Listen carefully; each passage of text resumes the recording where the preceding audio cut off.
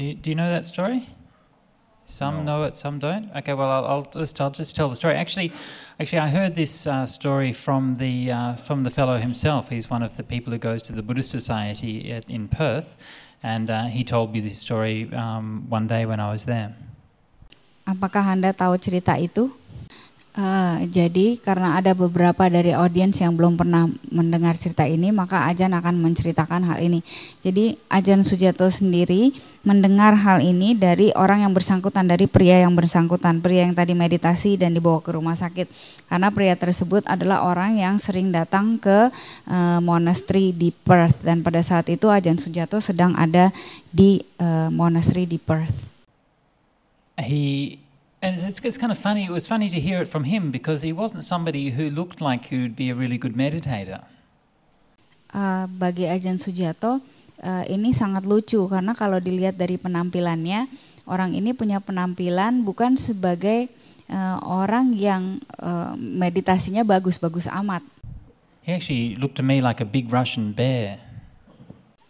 Kata Ajahn Sujato, orang ini lebih tampak sebagai seorang beruang Rusia. But he said one day he was meditating at home and he sat in the normal room when he meditated and he went into a very deep state of samadhi.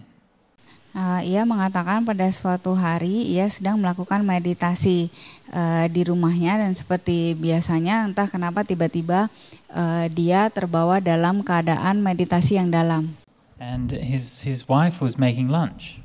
Dan saat itu istrinya sedang menyiapkan makan siang. And she she called out, "Lunch is ready, darling." Jadi istrinya memanggil dia, makan siang sudah siap sayangku. Normally, if you tell a man that his food is ready, you don't have to remind him. Biasanya kalau memberitahukan seorang pria tentang makan siang, Anda tidak perlu mengulang-ulangnya lagi. He'll come straight away. Seorang pria biasanya akan datang langsung. But nothing happened. Namun tidak terjadi apa-apa. She called out again. Istrinya harus memanggil kembali. Still nothing. Tetap tidak ada yang nyaut. So she went to see in the room and he was just sitting perfectly still. Dan ketika istrinya melihat ke dalam kamar, ia melihat suaminya sedang duduk diam sempurna. So she shook him and so on and got no response. Dan istrinya mulai menggoyang-goyangkan tubuhnya, namun tetap tidak mendapatkan respons atau jawaban apa-apa.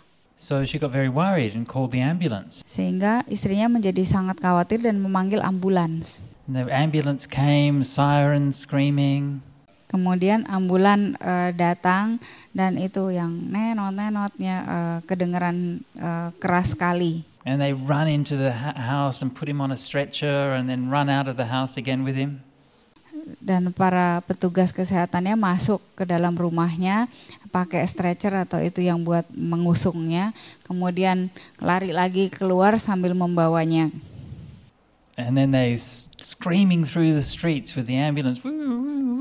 Nah, kemudian ambulan itu lewat di jalan raya dengan kecepatan penuh dengan suara yang screaming itu berisik kayak menjerit-jerit ya itu no. Rushed him into the hospital. Buru-buru membawanya ke rumah sakit. And the medics are sort of doing the CPU on him and trying to get the CPU CPR. CPU's in a computer, right? CPR. CPU is our boom, boom, boom, trying to get his chest to work. Kemudian orang tersebut melakukan bukan CPU ya, tapi CPR, kardiopulmonari resusitasi. Jadi resusitasi yang dilakukan pada bagian dada dari pria tersebut untuk membangunkan dia, membuat dia menjadi sadar. And then when they got him in the hospital, they get the electric shock thingy. Dan ketika sampai di rumah sakit, dikeluarkan alat dengan yang listrik, kejutan listrik, DC shock. There's nothing, his heart's not working. Sebab tidak ada apa-apa, bahkan jantungnya aja tidak bekerja. I can't feel any breathing. Juga tidak dapat dirasakan pernapasan. So like, dum, electric shocks. Nothing. Jadi diberikan kejutan listrik 2 kali, dum. Tetap nggak ada apa-apa. And they were panicking. They knew that once the heart stops, that it only takes a short time to have brain damage. Tentu saja ini membuat mereka panik karena mereka tentunya sudah tahu bahwa ketika jantung berhenti, nggak berapa lama kemudian maka otak akan mulai berhenti. And no matter what they did, they couldn't get anything to go. They couldn't get the heart to start. They couldn't get his heart to start. Dan apapun yang mereka lakukan tetap saja tidak dapat memacu jantungnya lagi. Jadi tidak dapat membuat jantungnya untuk mulai bekerja lagi. So, but one of the doctors there knew something about meditation. Namun ada dokter di sana yang mengerti tentang meditasi. So he said, okay, well look, we'll just have to leave him. Sebaiknya kita biarkan saja dia. And so they just left him. Jadi mereka biarkan saja orang itu. And after some time he came out of his meditation. Dan setelah beberapa saat orang tersebut keluar dari keadaan meditasinya. He's a bit shocked to find himself in hospital. Dia cukup kaget menemukan dirinya ada di rumah sakit. But he was fine. Tapi dia tidak apa-apa. So he got a taxi home. Dan ia memanggil taksi pulang ke rumah. His wife said, "Don't you ever do that again." Istrinya mengatakan, jangan pernah lu lakukan hal itu lagi. So, I don't know, which do you think is more amazing, to be able to sit and meditate while there's a thunderstorm, or to be able to meditate while you're in an ambulance rushing through the streets and having the electric shocks on your chest? Bante nggak tahu nih, Bante nanya, yang mana yang buat Anda itu lebih menakjubkan?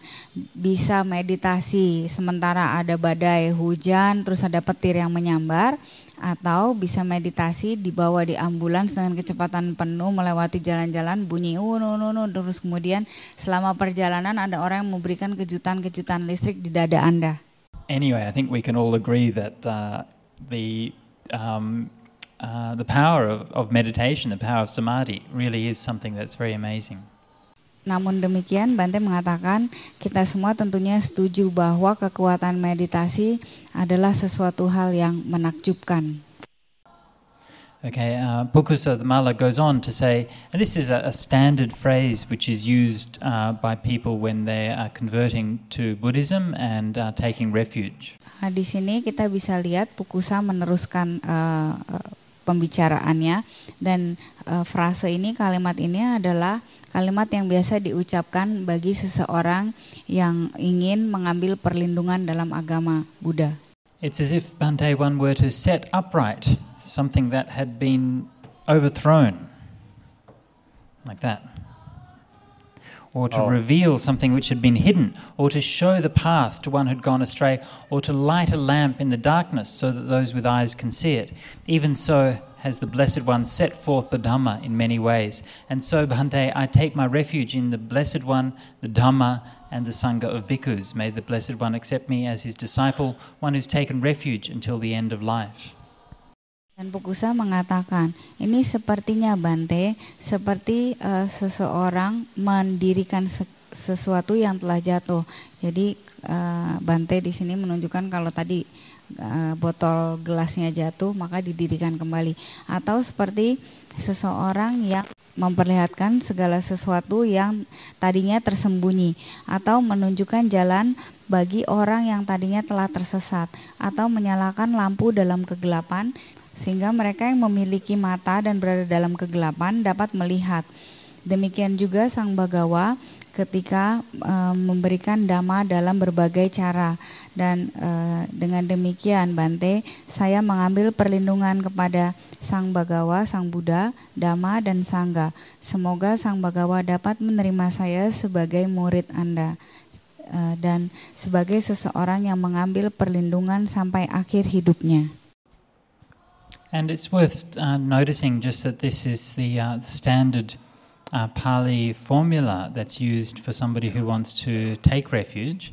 In the early period, it seems that they didn't do the threefold Buddhang Saranang Gacchami, Dhammang Saranang Gacchami. Actually, that was just used for novice ordinations, and this was the phrase which you find is used by the lay people.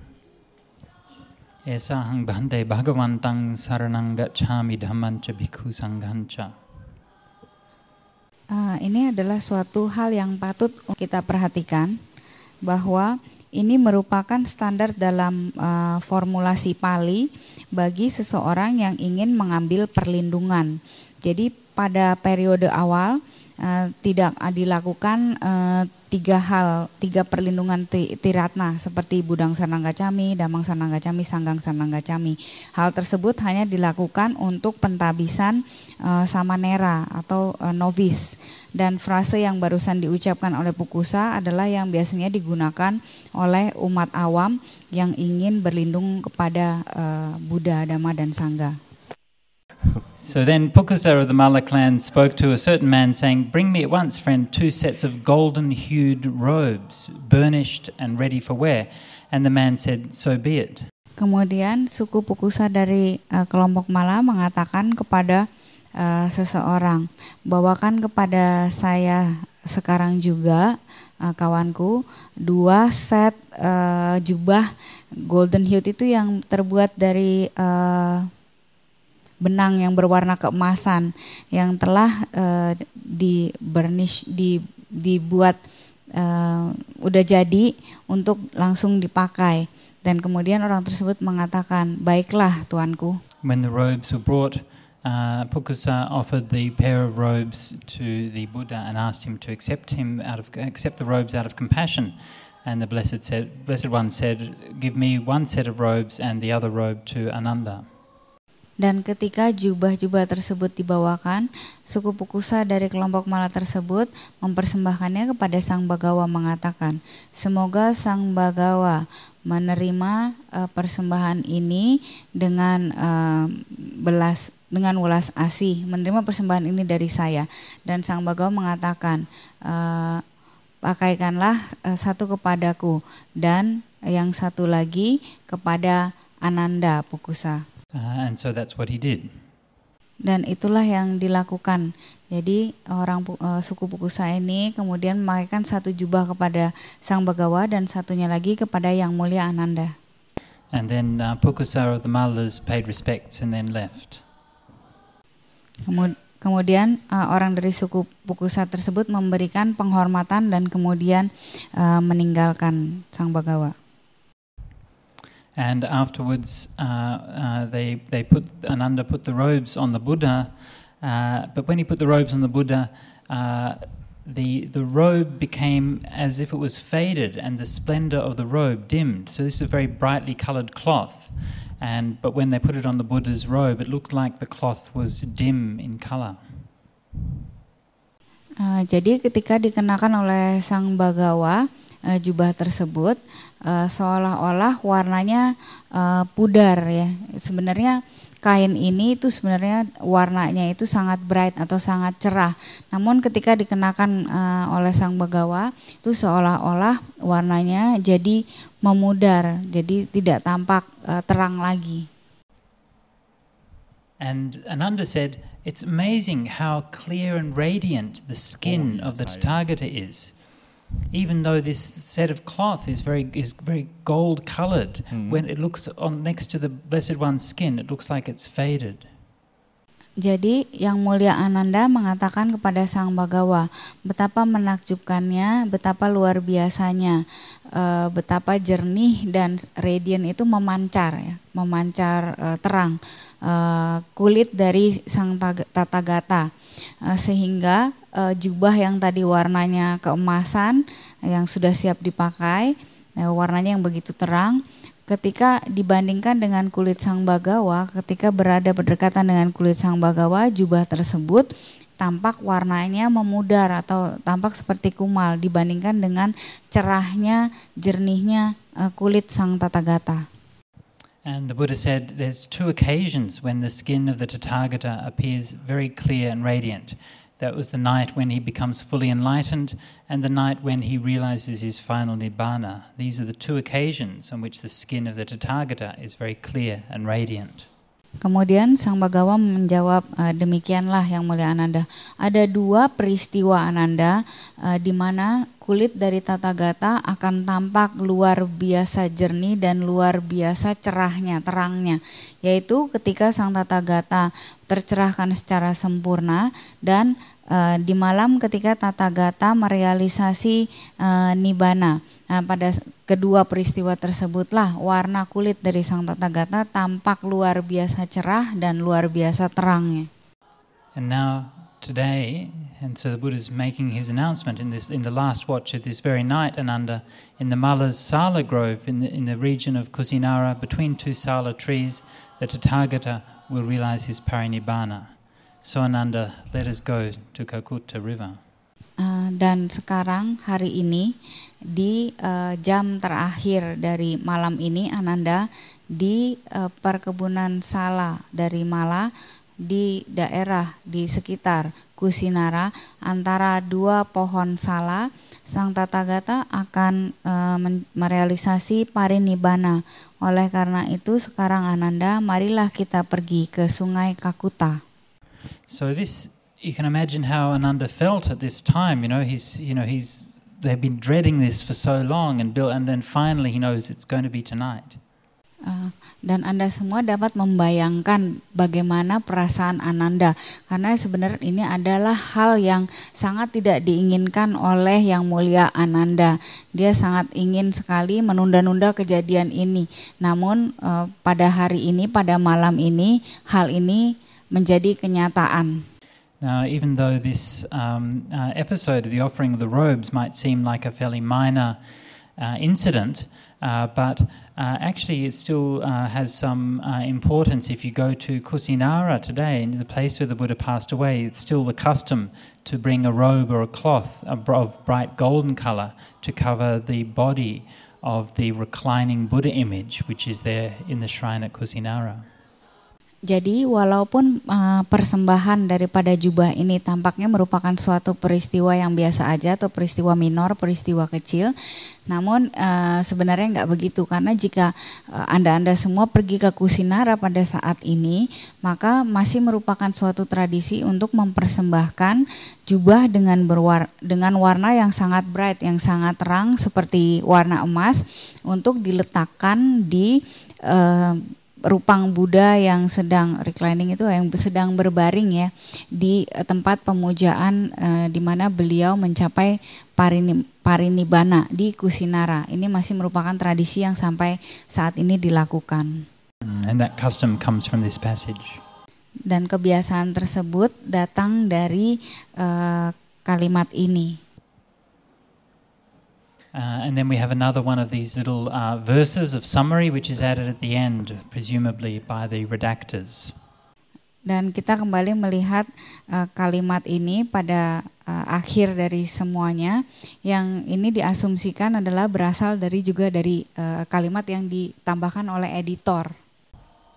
Then the Buddha went to the Kakutta river together with the great Sangha of bhikkhus. He went down to the water, he bathed and drank. Coming out from the water again, he went to the mango grove and there spoke to the Venerable Chundaka, saying, "Please fold my upper robe in 4 Chundaka and lay it down. I am weary and would rest for a while." "So it be it, Lord."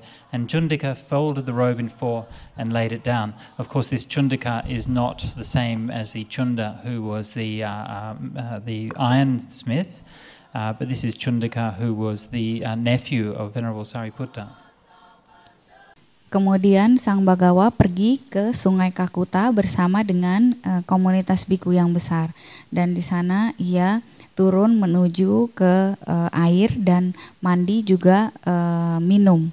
Dan setelah keluar dari air tersebut, ia pergi ke perkebunan mangga, dan di sana ia mengatakan kepada Yang Mulia Chundaka, "Tolong lipatkan jubah atas saya menjadi 4 bagian Chundaka dan letakkanlah. Saya sangat capek dan saya ingin istirahat sebentar." "Baiklah Bante." Dan Chundaka melipat jubah tersebut menjadi 4 bagian dan meletakkannya. Chundaka di sini bukanlah Chundaka si pandai besi, namun Chundaka di sini adalah keponakan laki-laki dari Yang Mulia Sariputra. And the Buddha lay down on his right side in the lion's posture, resting one foot upon the other, and so disposed himself, mindfully and clearly comprehending, with the time for rising held in mind. And the Venerable Chundaka sat right in front of the Blessed One. Dan Sang Bagawa berbaring di sisi kanannya di postur atau posisi seperti seekor singa, di mana satu kaki beristirahat di atas kaki yang lainnya. Kemudian beliau secara penuh kesadaran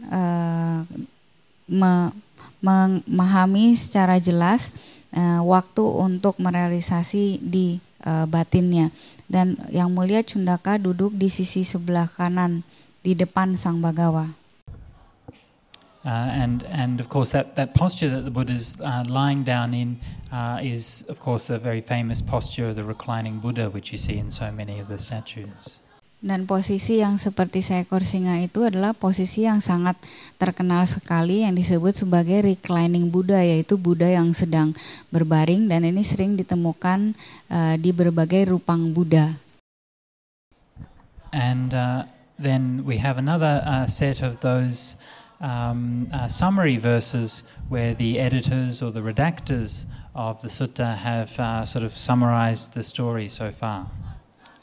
Dan kembali kita menemukan kalimat-kalimat atau frase untuk merangkumkan pada akhir cerita, dan tentu saja ini sama seperti yang sebelumnya, ini dilakukan oleh para editor atau redaktur. Actually, you know, I compared earlier the Buddha's discourses to the structure of the TV news, but this kind of summary also is a bit similar to what you find in TV shows and serials. Sebelumnya Ajahn membandingkan bahwa ajaran-ajaran Buddha itu sama seperti formatnya sama seperti berita TV di malam hari. Namun yang kali ini ringkasannya ini mirip dengan serial-serial atau pertunjukan TV. Well, they'll start out each episode by saying the story so far. Di mana biasanya pertunjukan TV atau serial TV itu memperlihatkan cerita yang terjadi sebelumnya sampai sekarang. So they remind you of all the main events that's happened. So that's where we are in the story. Sehingga ini mengingatkan kita terhadap kejadian-kejadian atau peristiwa-peristiwa yang penting yang terjadi pada episode sebelumnya, sehingga ya kita ingat ini yang terjadi. And you can imagine with such a long discourse that it would be rare that the whole discourse would be told in one evening or one sitting.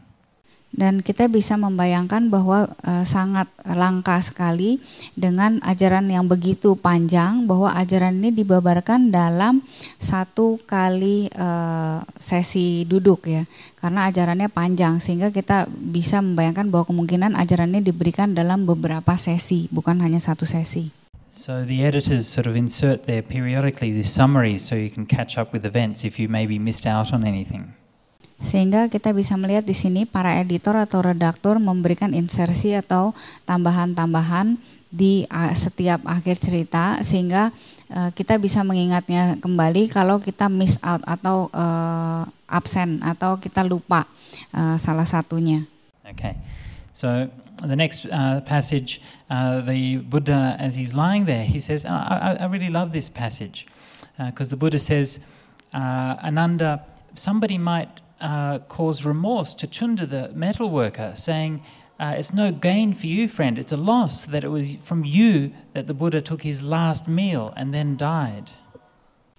Jadi di sini saat Buddha berbaring sebelum beliau parinibbana, Ajahn sangat menyukai kalimat ini, karena pada saat itu Sang Bagawa mengatakan kepada Yang Mulia Ananda, kemungkinan nanti setelah saya meninggal, seseorang akan membuat Cunda merasa menyesal dan mengatakan, buat Anda, kawanku, tidak ada sama sekali manfaat, tetapi melainkan suatu kehilangan, karena dari kamulah Tathagata menerima makanan terakhirnya, dan karena itulah beliau meninggal.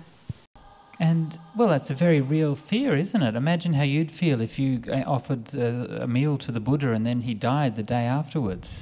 Dan rasa ketakutan ini sangat nyata sekali. Coba bayangkan jika Anda adalah Cunda, Anda memberikan makanan kepada Sang Buddha, kemudian setelah makan makanan tersebut, maka Sang Buddha meninggal. So the Buddha says to Ananda, you should dispel that remorse. You should say to him, it's a gain for you, friend Chunda. It's a blessing that the Tathagata took his last meal from you and then came to an end. For face to face with the Blessed One, I have heard and learnt this. Oleh karena itu, Ananda, rasa penyesalan yang ada pada Cunda harus kamu hilangkan dengan cara seperti ini. Katakan kepada Cunda bahwa merupakan suatu manfaat, Cunda temanku, merupakan suatu berkah. Tathagata menerima makanan terakhirnya dari Anda, dan setelah itu Tathagata meninggal. Oleh karena itu, temanku, aku pernah mendengar ini sendiri dari Sang Bagawa saat aku bertatap muka dari Sang Bagawa. Demikianlah yang telah aku dengar dan telah aku pelajari. That there are two offerings of food which are of equal fruit and equal outcome, exceeding in their grandeur the fruition and result of any other offerings of food. Which two? The one which is taken by the Tathagata before becoming fully enlightened in unsurpassed supreme enlightenment. So this, of course, was the meal offered by Sujata. And the one partaken of by the Tathagata before passing into the state of Nibbana, in which there's no element of clinging. Jadi Yang Mulia Ananda harus mengatakan hal ini kepada Cunda, yaitu ada dua macam persembahan makanan yang buahnya itu sama besarnya dan hasilnya adalah sama. Ini melampaui dari semua buah yang lainnya, juga hasilnya melampaui dari semua persembahan makanan lainnya. Yang dua yang manakah? Yaitu yang pertama adalah yang dimakan pada saat Tathagata sebelum mencapai penerangan sempurna, yaitu ini dipersembahkan oleh Sujata, dan yang satu lagi yang dimakan oleh Sang Tathagata sebelum merealisasi Nibbana. Pada saat itu tidak ada lagi unsur kemelekatan yang tersisa. By his deed, the worthy Chunda has accumulated merit which makes for long life, beauty, well-being, glory, heavenly rebirth and sovereignty. Thus, Ananda, the remorse of Chunda the metal worker should be dispelled. Dengan jasa-jasa kebajikannya ini, Cunda telah mengakumulasi jasa kebajikan yang akan memberikan ia hidup yang panjang, kecantikan, kemudian kesejahteraan, kesehatan, kemudian glory itu apa ya, kemakmuran, dan lahir di alam surgawi juga dikenal banyak orang, dihormati banyak orang. Dengan demikian Ananda, penyesalan yang dirasakan oleh Cunda si pandai besi harus Anda singkirkan. And I find this very, very beautiful and very moving that the Buddha, even though he was very ill and he was on his last day, he was going to be dying soon, but he still just had that care and that compassion in case Chunda might feel any remorse. Jadi Ajahn menganggap bahwa kalimat ini, bahwa cerita ini sangatlah indah dan sangatlah menyentuh hati, karena Buddha pada saat-saat terakhirnya pun menjelang kematiannya, beliau masih begitu memperhatikan bahwa nanti kemungkinan ada orang lain yang merasa sedih atau mengalami penyesalan. It actually reminds me of a very close friend that I had who was a Sri Lankan optometrist. Sebenarnya cerita ini mengingatkan Ajahn kepada salah satu orang teman dekatnya, seorang yang berkewarganegaraan Sri Lanka, yaitu orang yang berkecimpung di bidang mata. Kita di sini disebutnya optician. And he died of cancer. Dan ia meninggal karena penyakit kanker. And shortly before he was dying, he was in the hospital, and I went to visit him. Dan sebelum ia meninggal, ia dirawat di rumah sakit dan Ajahn mengunjunginya di rumah sakit. And it was springtime and I had a bit of hay fever. My eyes were a bit red. Jadi pada saat itu adalah musim semi, yaitu bunga-bunga baru mulai bermekaran. Di sana ada yang namanya serbuk bunga polen. Dan pada saat itu Ajahn terkena hay fever. Biasanya orang ada alergi terhadap serbuk polen sehingga mata Ajahn berwarna merah. And when I went into the room, he was lying there. He's like skin and bones. He's literally only a few days away from dying of cancer. Dan pada saat Ajahn memasuki ruangannya melihat temannya itu, orang tersebut hanya tinggal skin and bones, jadi tinggal kulit dan tulang saja. And he immediately noticed my eyes and said, "Oh, I should get you some eye drops." Namun orang tersebut walaupun sakit, begitu melihat mata Ajahn yang merah, beliau langsung mengatakan, "Oh, aku akan memberikan kamu, aku harus memberikan kamu obat tetes mata." He's still only thinking of others. Bahkan pada saat menjelang kematiannya pun temannya itu masih saja memikirkan orang lain. Then the Buddha went on to give the following saying: Whoever gives dana, his virtues shall increase. Who is self-restrained does not bear any hatred. Whoever is skilled in virtue shuns evil. And by the rooting out of lust and hate and all delusion, one comes to be at peace. Kemudian Sang Bhagawa meneruskan perkataannya dengan memahami hal ini. Siapapun yang memberikan dana, maka silanya akan meningkat. Siapapun yang terkendali perkelakuannya, maka tidak ada seorang pun yang akan membencinya. Siapapun yang terampil dalam silanya, maka tidak ada kejahatan yang dapat mendekatinya. Dengan mencabut akar daripada loba, dosa, dan moha, maka seseorang dapat berdiam dalam kedamaian.